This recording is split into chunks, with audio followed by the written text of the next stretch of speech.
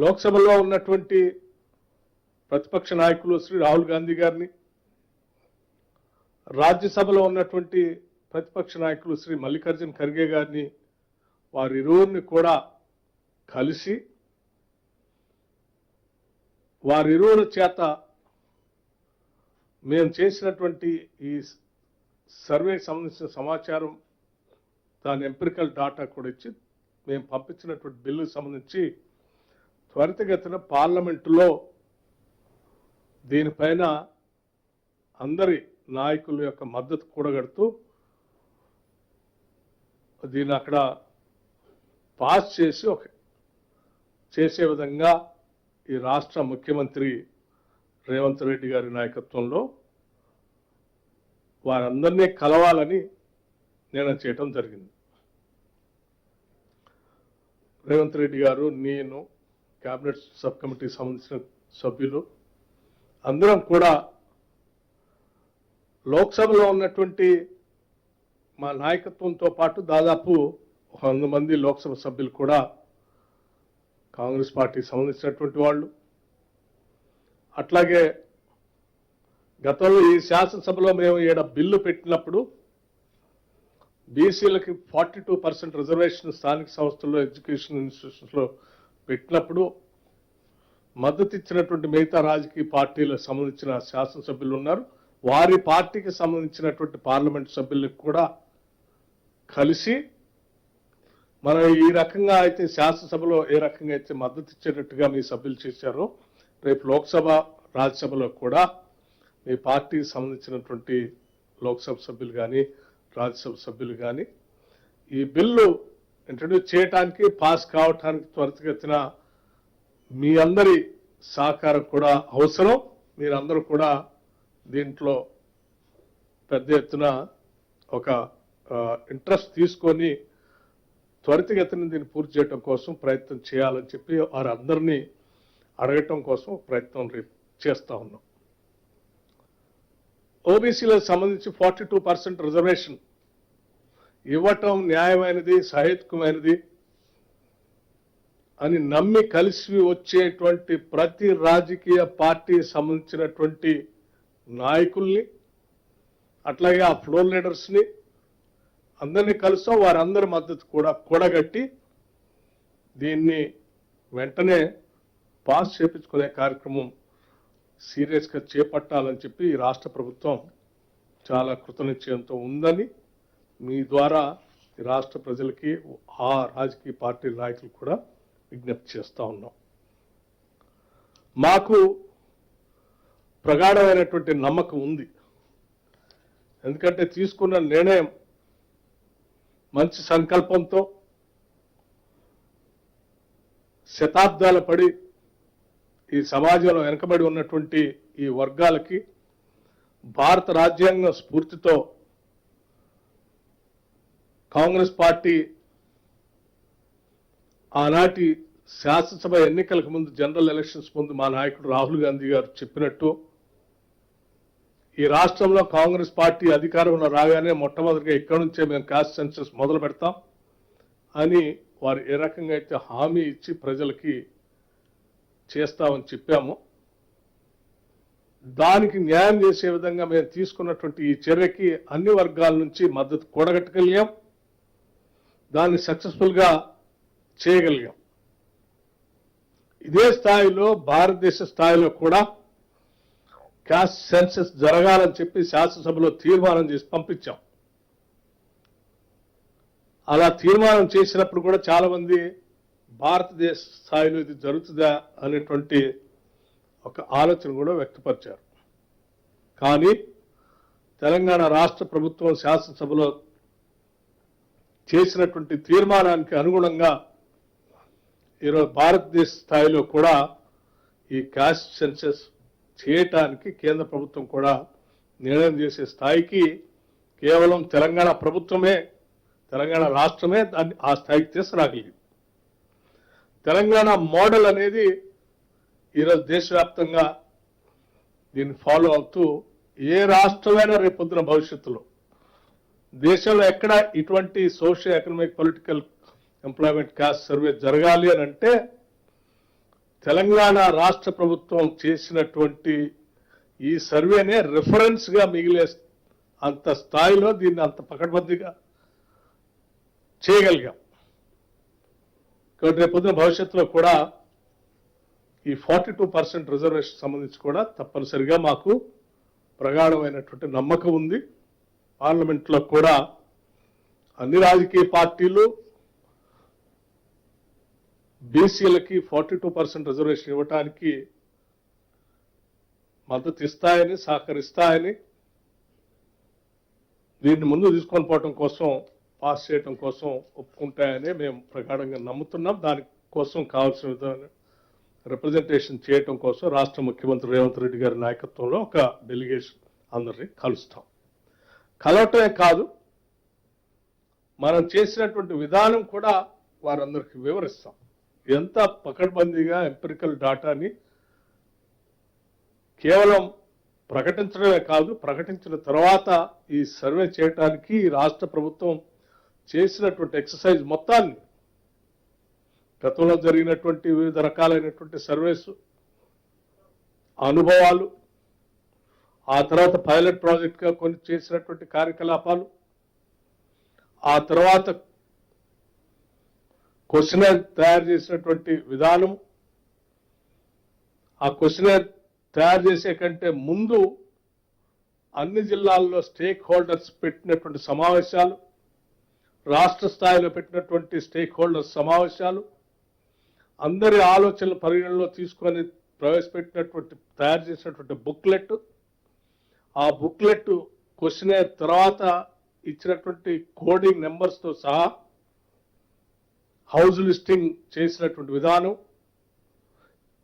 Blocks చేసినటువంటి enumeration చేసినటువంటి ఆ బ్లాక్స్ 150 హౌసెస్తో ఒక ఈచ్ బ్లాక్ చేసినటువంటి విధానం, ఈచ్ బ్లాక్కి ప్రభుత్వ పరంగా మేము నియమించినటువంటి అధికారులు, ఆ విధానం, ఆ తర్వాత డేటా ఎంట్రీ విధానము, దాన్ని నిక్షిప్తం చేసిన విధానం, మొత్తంగా వచ్చినటువంటి సమాచారాన్ని పూర్తిగా క్యాబినెట్ ముందు పెట్టిన విధానం, ఆ తర్వాత శాసనసభలో ప్రవేశపెట్టినటువంటి విధానం, ఆ తర్వాత మొత్తం ఈ సమాచారాన్ని ఒక ఇండిపెండెంట్ ఎక్స్పర్ట్ గ్రూప్కి అనలైజ్ చేయమని ఇచ్చినటువంటి ఆ కాన్స్టిట్యూషన్ కమిటీ, ఆ కమిటీ మాకు అందించినటువంటి రిపోర్ట్తో సహా పూర్తిగా వారందరికీ వివరించి ఇంత పకడ్బందీగా, ఇంత స్పష్టంగా, ఇంత ట్రాన్స్పరెంట్గా చేసిన దాని ద్వారా మేము ఈరోజు దేశంలో పార్లమెంట్లో తెలంగాణ సంబంధించి 42% రిజర్వేషన్ అమలు చేయమని అడుగుతా ఉన్నాము. ఇది మొత్తం విత్ డేటా స్టాటిస్టిక్స్తో సహా ఇస్తూ ఉన్నాం. దయచేసి మీరంతా కూడా, మేము చాలా సందర్భాల్లో మేము నమ్ముతా ఉన్న భారతీయ జనతా పార్టీకి సంబంధించి శాసనసభ్యులు కూడా ఇక్కడ 42% సంబంధించి రిజర్వేషన్కి సభలో మద్దతు ఇచ్చారు. అట్లాగే ఆ సభ్యులు సంబంధించినటువంటి లోక్సభలో ఉన్నటువంటి, ఆ రాజ్యసభలో ఉన్నటువంటి పార్లమెంట్ సభ్యులు కూడా అదే స్థాయిలో అక్కడ ఈ బిల్ పాస్ చేయడానికి మద్దతు ఇస్తారని ఆశిస్తా ఉన్నాం. అట్లాగే ఈవెన్ టీఆర్ఎస్ సంబంధించినటువంటి ఇక్కడ శాసనసభ్యులు ఈ 42% రిజర్వేషన్ సంబంధించి వారు ఇక్కడ మద్దతు ఇచ్చారు. అట్లాగే రేపు పార్లమెంట్లో కూడా వారికి కూడా రాజ్యసభలో కొద్దిమంది సభ్యులు ఉన్నారు. అక్కడ కూడా ఈ రాష్ట్ర ప్రభుత్వం చేపట్టేటువంటి ఈ కార్యక్రమానికి పూర్తిగా అందరూ కలిసి వచ్చి దీన్ని పాస్ చేయడానికి సహకరిస్తారని, కలిసి వస్తారని ఆశిస్తా ఉన్నాం.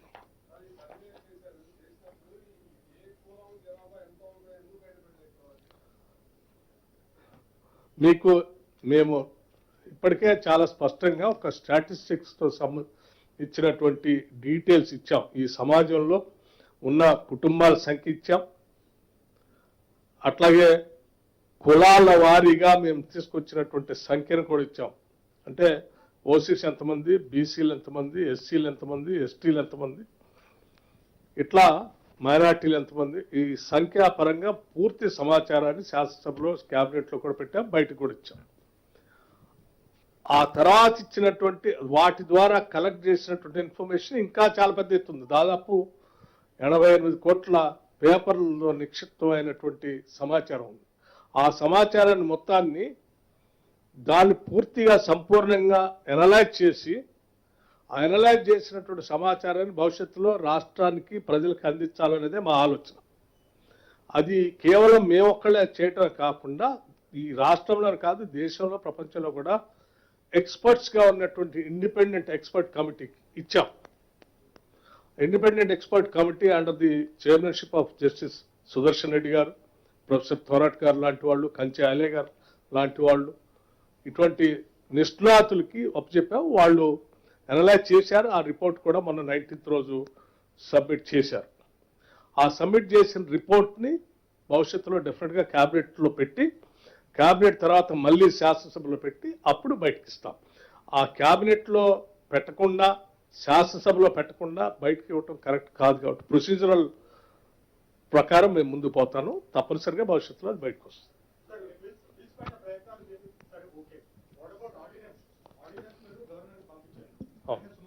లేనట్టు వార్తలు వస్తున్నాయి సార్. అమ్మా, ఆర్డినెన్స్ బిల్లు ఏదైతే ఆర్డినెన్స్ కోసం మీరు పంచాయతీరాజ్ యాక్ట్ సవరించి క్యాబ్ తీసేసి 50% క్యాబ్ తీసేసి పంపించారు కదా. అంటే మాకు ఇప్పుడు రెండు అంశాలు ఇక్కడ. 42% రిజర్వేషన్ బీసీలకి కోసం తీసుకొచ్చినటువంటి బిల్లు సంబంధించి పార్లమెంట్ నుంచి మేము తీసుకొని వచ్చిన తర్వాత కూడా పంచాయతీరాజ్ గతంలో ఉన్నటువంటి పంచాయతీరాజ్ యాక్ట్లో ఉన్నటువంటి క్యాప్ని మేము తొలగించకపోతే అది తీసుకొచ్చిన తర్వాత కూడా అది అడ్డంగా ఉంటుంది. కాబట్టి దానికి సంబంధించి ఆర్డినెన్స్ ఇచ్చాం. అంటే మేము మొత్తం వ్యవస్థలన్నింటినీ కూడా క్లియర్ చేస్తూ ఉన్నాం. 42% రిజర్వేషన్ ఇవ్వడానికి ఎక్కడెక్కడ మార్గాలు అవసరం సుగమం చేయాలో వాటన్నిటిని క్లియర్ చేసుకుంటూ ముందు పోతా ఉన్నాం. గవర్నర్ గారికి పంపించాం, మీ అందరికీ తెలిసిందే. మేము ఆశిస్తూ ఉన్నాం గవర్నర్ గారు కూడా డెఫినెట్గా ఆర్డినెన్స్కి ఆమోద ముద్ర వేసి పంపిస్తారని.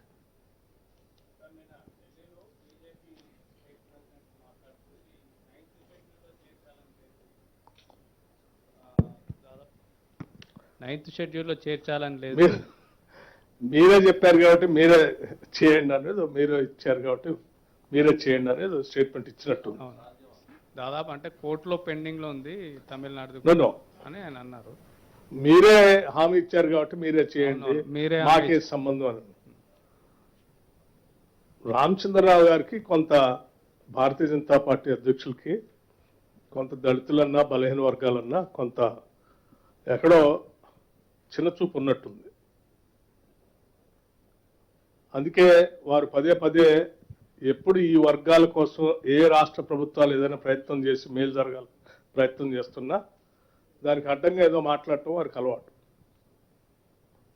గతంలో హైదరాబాద్ సెంట్రల్ యూనివర్సిటీలో జరిగిన సంఘటనకు సంబంధించి వారి పాత్ర ఏంటో ఈ రాష్ట్ర ప్రజలకి, దేశానికి కూడా తెలుసు.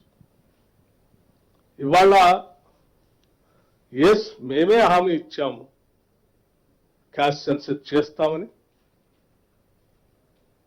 ఆ ఎంపిరికల్ డాటా ప్రకారం 42% రిజర్వేషన్ కల్పిస్తామని కూడా మేమే చెప్పాము. ఆ చెప్పిన దానికి అనుగుణంగానే మేము సైంటిఫిక్గా సర్వే చేసి కేబినెట్ ఆమోదంతో శాసనసభలో పెట్టి శాసనసభ ద్వారా బిల్ పాస్ చేసి పంపిస్తాము.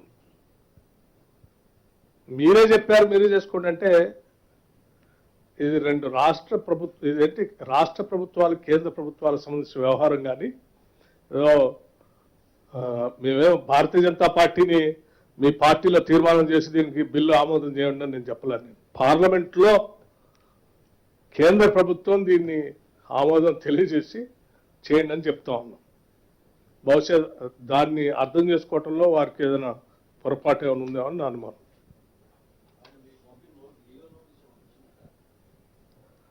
ఇటువంటి లీగల్ నోటీసులకి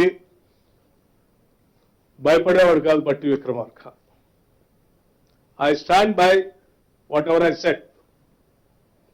సమయం వచ్చినప్పుడు డెఫినెట్గా ఆ లీగల్ నోటీసు ఆయన చెప్పిన దానికి, ఆయన నోటీస్ పంపించిన దానికి ఆ పార్టీ పరంగా ఏ రకంగా సమాధానం చెప్పాలో తెలుసు, వ్యక్తిగా నేను కూడా ఏ రకంగా సమాధానం చెప్పాలో కూడా తెలుసు. when time comes I'll definitely answer that.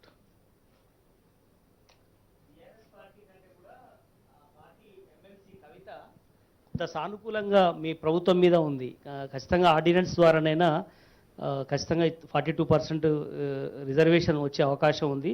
లేదంటే మాత్రం ఖచ్చితంగా పెద్ద ఎత్తున ఆందోళన చేపడతాను. ఇప్పటివరకు సానుకూలంగానే ఉన్నాం, కాంగ్రెస్ పార్టీ తీసుకున్న నిర్ణయానికి సానుకూలంగా ఉన్నాను అంటుంది. కానీ బీఆర్ఎస్ మాత్రం ఎట్టి పరిస్థితుల్లో ఇది బీసీలను మభ్యపెట్టేంది ప్రయత్నమే చేస్తుంది అనేటువంటి విషయాన్ని చెప్తున్నది. మభ్యపెట్టే కార్యక్రమం ఇందులో ఏదైనా ఉందని అంటే వాళ్ళు చేశారు కాబట్టి అందరూ అట్లాగే చేస్తారనే ఆలోచనలో వాళ్ళు ఉండొచ్చు. మేము మభ్య పెట్టాలనేటువంటి ఆలోచన ఉంటే మీకు తెలుసు, క్యాబినెట్లో రాగానే 4/2/2024 నాడు ముఖ్యమంత్రి రేవంత్ రెడ్డి గారు క్యాబినెట్ సహచర సభ్యులందరితో మాట్లాడి ఈ క్యాబినెట్ తీర్మానం చేసేవాళ్ళు కాదు. క్యాబినెట్ తీర్మానం అయిన తర్వాత అసెంబ్లీలోనే పెట్టేవారు కాదు. అసెంబ్లీలో వారే ప్రవేశపెట్టి వారు మాట్లాడిన విధానం కూడా మీకు తెలుసు.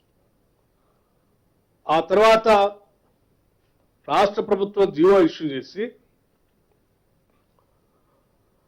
10/10/2024 ప్లానింగ్ శాఖ ఈ క్యాస్ట్ సర్వేని పకడ్బందీగా చేయమని చెప్పి జీవో ఇచ్చేవాళ్ళు కాదు. ప్లానింగ్ శాఖని డిప్యూటీ సీఎంగా ఉన్న నేను ప్లానింగ్ శాఖను కూడా చూస్తా ఉన్నాను. ఆ శాఖ ఆ జీవో ఇచ్చిన నాటి నుంచి ఈనాటి వరకు మొత్తం సభ అయ్యేంత వరకు కాన్స్టాంట్ గా మా ప్రభుత్వంలో ఉన్నటువంటి మంత్రులు కానీ, ముఖ్యమంత్రి గారు కానీ, అధికారులు కానీ, సిఎస్ దగ్గర నుంచి కింది స్థాయిలో ఈ క్యాస్ట్ సర్వేలో పాల్గొన్న కింది స్థాయిలో అధికారి వరకు కూడా ఇంత పకడ్బందీగా చేసి దీన్ని స్పష్టంగా సభలో పెట్టేవాళ్ళం కాదు. ఇవన్నీ ఇంత పకడ్బందీగా చేసి పెట్టాం కాబట్టి ఈరోజు మేము దేశం మొత్తం మీద కూడా దీని మీద ప్రభావం చూపించి చివరికి దేశం కూడా దీన్ని తెలంగాణ మోడల్ ఫాలో కావాలనేటువంటి పరిస్థితి క్రియేట్ చేయగలిగాం. అంటే దట్ షోస్ అవర్ కమిట్మెంట్.